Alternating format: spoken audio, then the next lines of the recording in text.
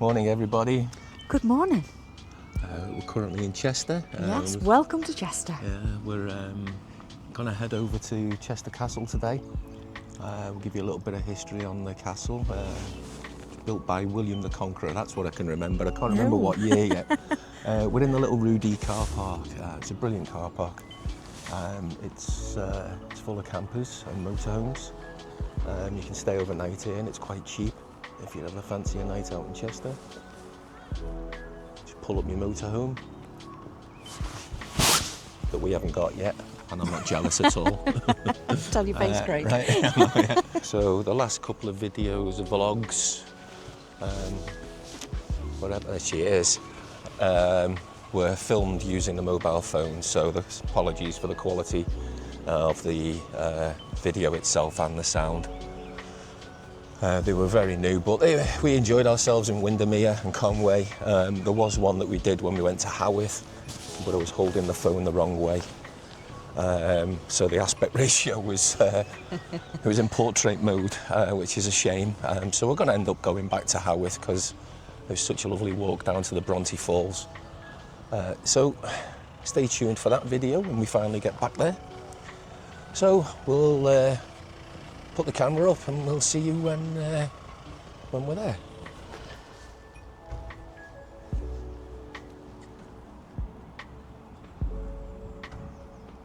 Yeah, no, there's plenty of reenactors to talk to in there. So Good stuff. Right then, thank you very much. Brilliant, thank you very much.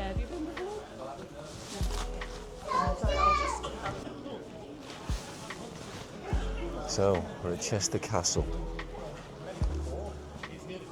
It is donations, but unfortunately we don't have any pennies on us, so we're going to donate by card in a bit. Little soldier. And have you got all your own teeth? Any bad teeth are going to have to come out. And there'll be a haircut for you as well, right?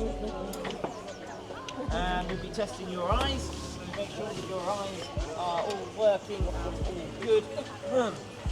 And of course is my sir, so they're 5'3", 18 years of age, 19 years of age to go overseas, test hearing. I would listen to your lungs as you breathe to make sure there's nothing going on there. So we don't want unfit soldiers, we want fit soldiers. Hello. We learned very quickly in the Victorian period that unfit soldiers are bad soldiers. If you're not medically healthy, you're not going to be a very good soldier. And such was such a problem towards the end of the Victorian period that we had a massive push for public health to try and health me up. Is that a word? That's the word. We'll go with it. To improve the health of the nation, just to make soldiers, to get better men for better soldiers. The medical corps in the First World War, their main job was treating diseases, preventive medicine as well. Inoculations weren't compulsory in 1914. Vaccinations against typhoid and things like that. They very quickly changed, so the men would have to go through vaccinations, inoculations, in order to serve overseas. Particularly if you go into the Far East or the deserts, where there's more tropical diseases, malaria. You need to get one on. I can't put a hat on. You don't fit my big head.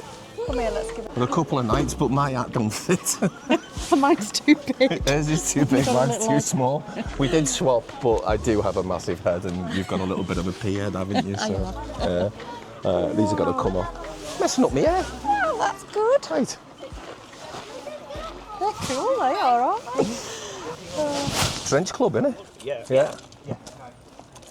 They come in various different shape sizes. They were just made by the men. They'd whittle these out in workshops behind the line from any decent piece of wood that they could find. Sometimes they'd put hobnails in like this one. Right, yeah. Other times they'd wrap barbed wire around them. Sometimes they just leave it as it is. They're all individual. I've looked at many originals and they all vary slightly. This one was based on an original. It's based on, right. It's quite big actually. So Yeah. some of them are relatively small. They're surprisingly small, a lot of the originals. They also came up with I haven't got one unfortunately, but they came up with a clever attachment which was like a sort of medieval Morning Star which slid onto the entrenching tool handle and just slipped over the end there. Okay. So it ended up like a medieval mace. Yeah. Because they ended up with the same problem in the medieval period. Armour.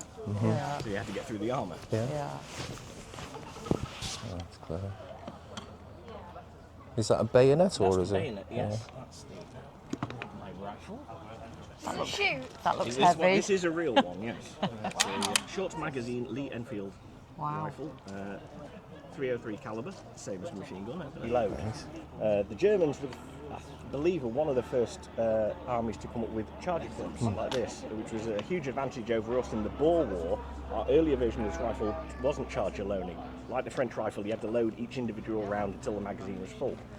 After the Boer War, we updated the rifle. We made it shorter, so you could issue it to infantry or cavalry or artillery. So you had one rifle for the whole army, and they put the charger bridge on, so you could pop that in there. You push down with your thumb, and that Ready to go. pushes all the rounds stacked into the magazine. So that holds 2 of those. You know, with the magazine cut-off plate, you could load 10, close that up, and then put another one in and fire individual rounds if you so chose. Yeah, this is one of the earliest ones made, made in the first year of production. This is 1904. Wow. This was made. You can see the markings. I'll take this off again. If you want to try and zoom in on there, you can see the markings. There you go. Amazing. Yeah, lovely. Made in Birmingham, this one. Yeah, it was made in Birmingham, and eventually, at some point, I'm not quite sure when, I've looked at all the different markings on this one, it ended up in Australian service. Right. Again, there's markings there. DROD, which is Department of Defence, that's the Australian marking. Okay. Wow. So this one went through the First World War, the Second World War, and probably the Korean War. The Australians never updated their rifles until they got the SLR in the 1950s. Wow. So this one's seen a lot of action. It's in amazing condition given how old it is. Yeah. Can I hold it? Is it heavy? But it's got some stories to tell, hasn't it? Wow. Gosh, imagine having to carry that round all day. Well, you get muscles. You get used to it. It's These got guys some weight did in it, this every hasn't day. it? And then when things get up close and personal and a bit nasty. Hang on a minute. Hang on, I don't want to hold it now. That is scary. Oh my God. You've got the bayonet on the end. Oh yeah. It's weird that, isn't it? Put a knife on, I'm like, oh God, get away. It looks vicious, yeah. The French army, which in the 1880s, they had been the epitome of military technology. By World War I, they're now 2 decades behind everyone else. They haven't kept up with their developments. The British Army is the most professional, the most highly equipped. We've got the latest of everything. Their webbing equipment as well. So that guy was really interesting. We've just spent ages talking to him. Apparently there's a reenactment going on. What are these? Cavalry? Cavalry, yeah. Oh, Horses are gonna out. have horses. So we'll go and see the horses. I think we go through this little tunnel here. What did you...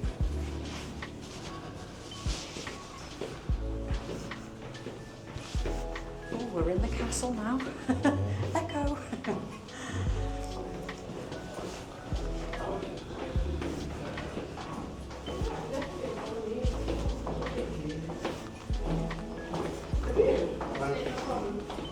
And down this way. You see daylight, it's not bad out there. Not too bad.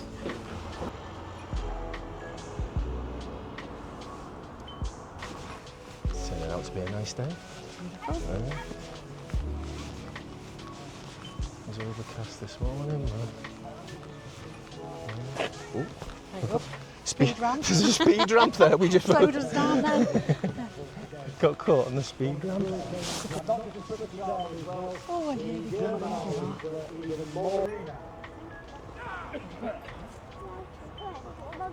Get to Yarin then.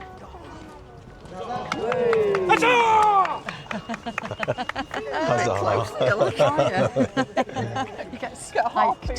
Huzzah!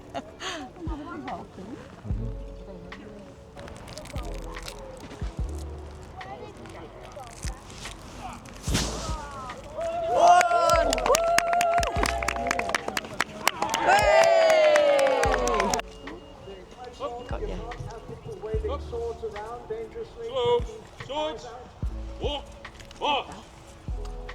Well, on a hat on the hill. Yeah. Look, we've got the big swords out now.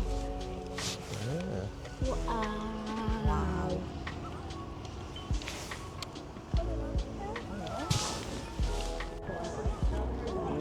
coming now. Ooh. Get spiked. Way!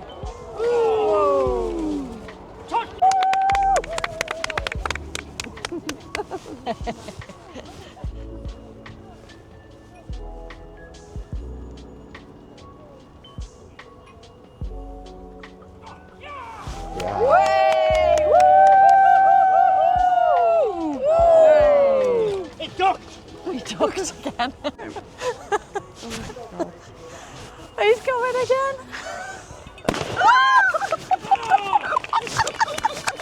Oh, they're so brave, aren't they? There's the horses. That was exciting, wasn't it? Gunfire. Oh, here they come again. Coming back. Hang on.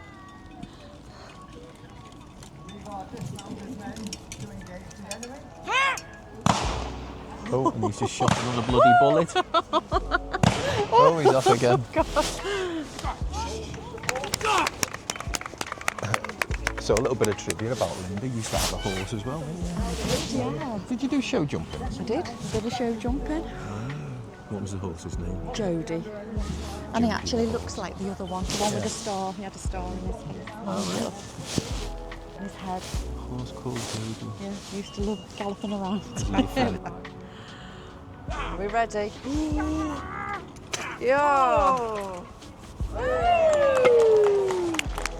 Bash the rubber man.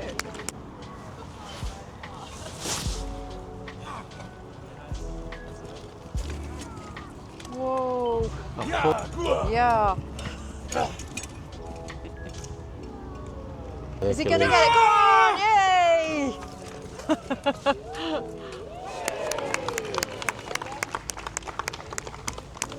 Got the little ring off as well. Way! Whee! Look, Do you a want a polo. polo? There you go. He smiles, sweetie. Do you want one? What do you think? Is that nice? Yeah. That's good. Hey, you're a good boy, aren't you? Been Hey. thinking about it. Yeah? Did you like Oh. that? Do you want another one? Was to be completely self-sufficient in the field for as long as possible. But by the time in the middle to the end of the First World War, the cavalry were really expected to be dismounted infantry. The rifle was their primary weapon. They were infantrymen really first and foremost. It wasn't then until towards the end of the First World War did we make the massive advances again that the horses and the cavalry really came back into their own, because the tanks couldn't keep up. They were only going up to say 12 miles an hour. He could do easily. He goes about 20 miles an hour flat out gallop. He can easily cover 6 to 8 miles an hour and go and keep on going for hours and hours and hours. Oh yeah, soup. Nice bit of biscuit there.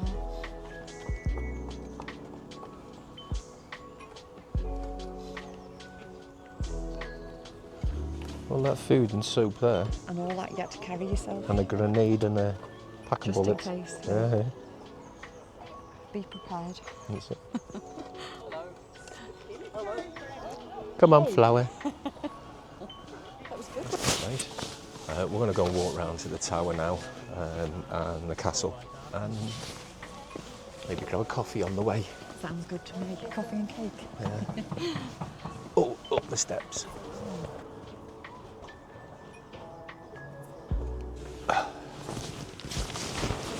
We've just stopped for a nice coffee. Hang on a sec. Let's do that again. Excuse you. So we've just stopped for a coffee. We're going to go into Agricola Tower. Agricola. Agricola. Agricola. I'm sure it's Agricola. Agricola. Let us know. I'm sure it's Castle. Agricola.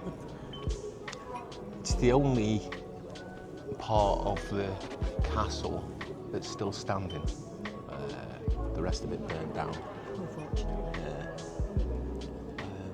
But I hope you enjoyed watching the Battle of the Somme reenactments that they've got going on.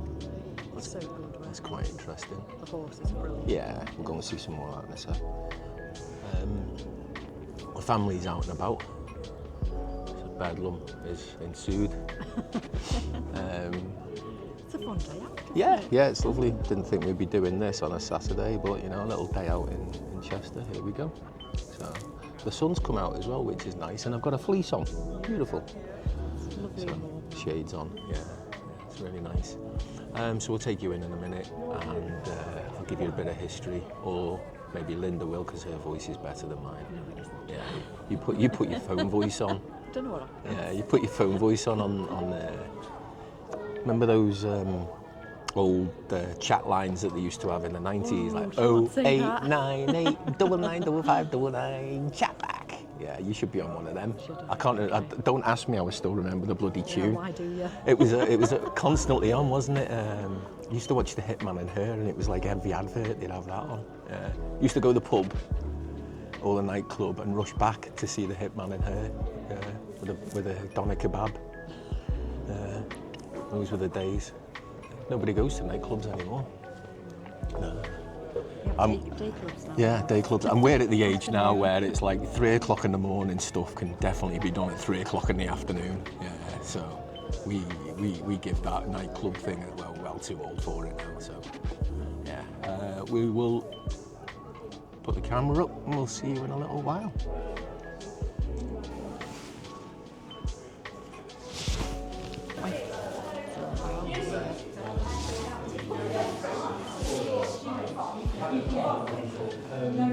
Let's go to the chapel. You want to go to the chapel?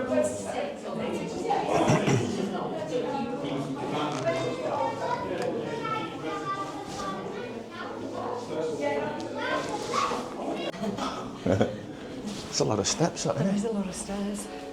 Do you know, It's I on do the know. edge. I do know one thing why they did the steps that way. Is because of sword fighting. So the guy defending the castle can come down the steps with his right hand and his sword, but the guy coming up the steps would have to use his left hand. Oh. Watch your head. What a view. You can see everything. It's great, isn't it?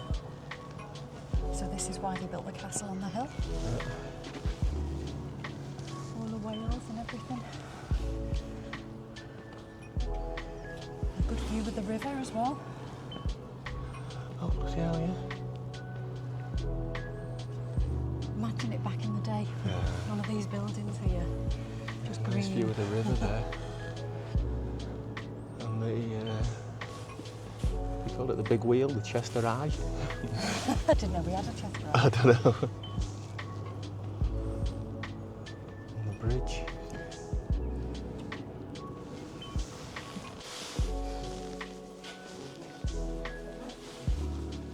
There's the lookout.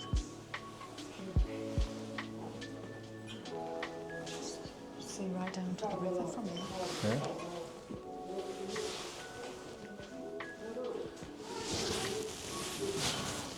Have a seat. Then I've got a little bit of writing to do today.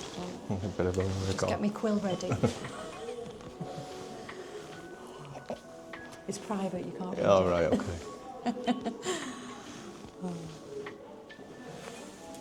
Proper school there. Oh, look, the wax seal and Yeah, we've got a everything couple there. of candles there. Yeah, It could be a long night. And just see. Somebody's It's written private, something. you can't Oh, right, okay. So when William the Conqueror built the castle, he built it of wood. Right. Then that was in 1070, and then he created a local nobleman, the Earl of Chester. So the 6th Earl of Chester replaced the wooden castle with a stone castle, and the tower that we're in at the moment was built in 1210, and that was the first gatehouse. The paintings were done in 2 lots, around about between 1210 and 1230.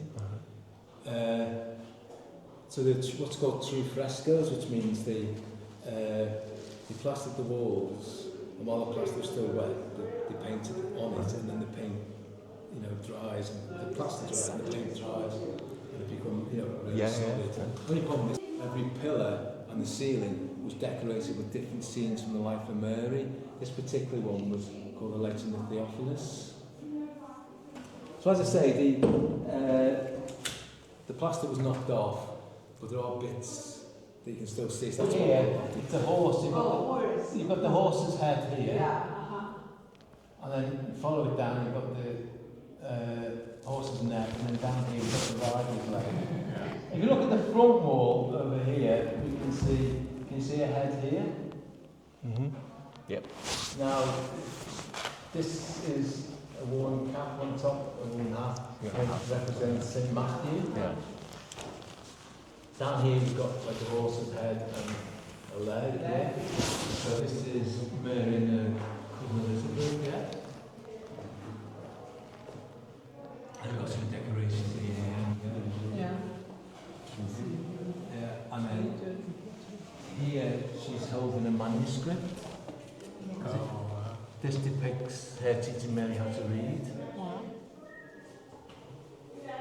And if you look over there, you can see a geometric design. That is in here. This is a 13-pounder ammunition, piece of ammunition. So in here, you'd have the TNT, you'd have that, and lots of other bits and pieces. So like I was saying, this is the timer. That would then go into this bridge. It's heavy, as I say. So it'll be fired. Then this is released. A shell remains behind, and then that goes over, and of course it's turning. That's the whole point of this bit here. It's turning, so it can reach better. And then, as I say, hopefully get its required target. Yeah. So this remains in the breech of the gun. The back door is opened, as it were, and out it comes to be used, as you know, by Tommies to decorate and sell for very expensively 100 years later. Yeah. So, as I was saying, this shrapnel is usually mistaken for the broken. That's exactly what I thought. I didn't realise. Yeah. It can become shrapnel, but shrapnel really is a thing, as you can see. Yeah. It's made of lead. And I think the difference with the German one is that I don't think it's made of lead, it's made of something else, iron. It's made of iron. I've been trying to remember all morning what the difference is. So so that's, as you say. I don't know if you want to hold this. It's £13. So Yeah. yeah. There we go. Look at that. Right. And it is a real gun. It is a real gun. I know, it's been the recolored, technology obviously, and- yeah. It's been recolored completely to response in 1950 when they realised they were running out of shells. They no longer had the men to produce it, so the women were brought in. And it was all just women. Oh no, Totally. there were male munitions, yeah. munition workers. They were just munition workers, not munition heads, of course. But there was a lot of antagonism because they were worried that the women would take over completely. So the contracts were for the duration, and that was with practically every single female sector, whether it was the police, whether it was the postman, the clippers, you name it, it was for the duration, which did annoy the women. And they said, well, the men come back to better conditions because they'd actually increased the wages just slightly. Yeah. And some had gone on strike to get wage parity, or at least increase it even if it wasn't completely parity. So they were expected just to go back to being wives afterwards. And of course they, you can't because they've had freedom. They've earned their own money. There was a sense of, well, we're going to do this. There was a resilience there. And it wasn't woe is me. All in So this you always together. get, you always get miserable, of course you do. But, generally speaking. But so, as I say, everything That's interesting. side-handed jug is quite unusual. Yeah. You try finding one on the internet, you can't. I've had this one specially made. But the handle has to be made because, of course, you'd have a gauntlet. You'd be wearing a gauntlet because you'd be pouring possibly a TNT substance into the one I've seen was basically like one of these huge ones. Yeah. And she's got something in her hand, a rod, and I'm not sure what it is. Just filling it. So, but it's so much steadier than if you have this, for example. you know, you automatically have to steady that. And of course, if you've got something else in your hand, all you need to do that. It's amazing. Yeah. And there was some very big explosions. The big one is Silver Tower, and then there's a big one up in Gretna Green that went as well. Yeah. So but they weren't given any recognition whatsoever. You know, the boys coming back, but nothing was given for these. And these were definitely risking their lives every bit as much as somebody on the front line. You know, future happens. But it could be just your turn.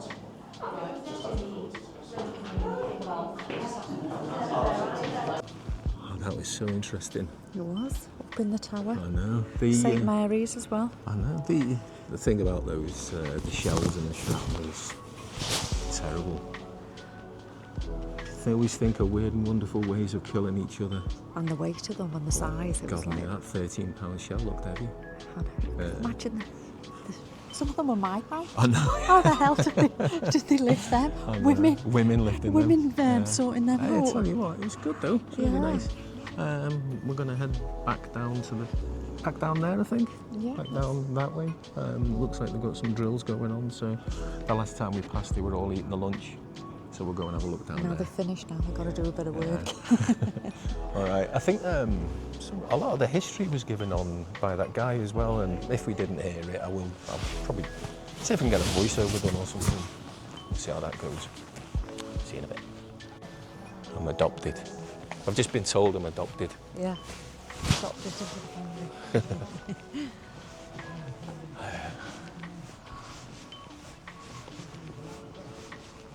So we're going to go and see what's going on up this way.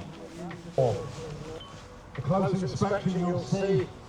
Oh, it's the same thing, isn't it? The saddles and the equipment faithfully produced. We've seen that. Hi everybody. Hi. Thanks for watching that.